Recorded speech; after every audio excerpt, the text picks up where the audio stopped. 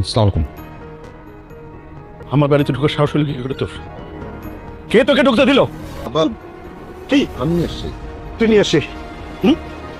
কোন সাহসে নিয়ে আসছিস? কার পারমিশন নিয়ে আসছিস? এটা কি তোর বাড়ি? আরে না, আমি খানা কাটে বেরো দেবো। জানো আর ই তো আসসালামু আলাইকুম ম্যাডাম, আপনি? ওয়ালাইকুম সালাম। কেন আমি অফিস আসতে পারবো না? আমাকে নিষেধ? সামনের ডেস্কে একটা মেয়ে দেখলাম, নতুন মনে হয় না? জি মীরা নতুন জয়েন করেছে, রিসেন্টলি জয়েন করেছে। না মানে ফাহাদের সাথে কি কাজ টাজ? আর বলবেন না ম্যাডাম, সারাক্ষণ ফাহাদ সাহেব তার টেবিলে গিয়ে বসে বসে ফিস করে, পিজা এনে খায়, কত জায়গায় ঘুরে বেড়ায়, চাইনিজ খায়, এমনি যা বলে তাই শুনে, অফিসের সবাই কানাঘুষে করে।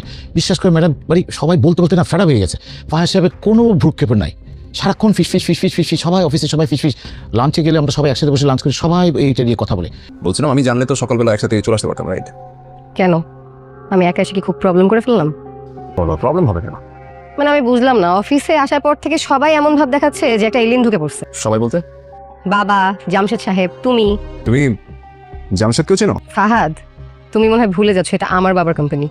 পিয়ন থেকে শুরু করে সবাইকেই আমি চিনি, শুধু একজন ছাড়া। ভিলা কিনতেছে? জি ম্যাডাম, ভিলা। ও, কোম্পানির জন্য?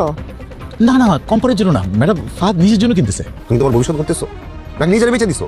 তুই একটা ফ্যান্টাসির মধ্যে আছিস, বুঝছিস? আমি তোমার তো লোভী না। সামির, একটা মুখ সামনে কথা বল।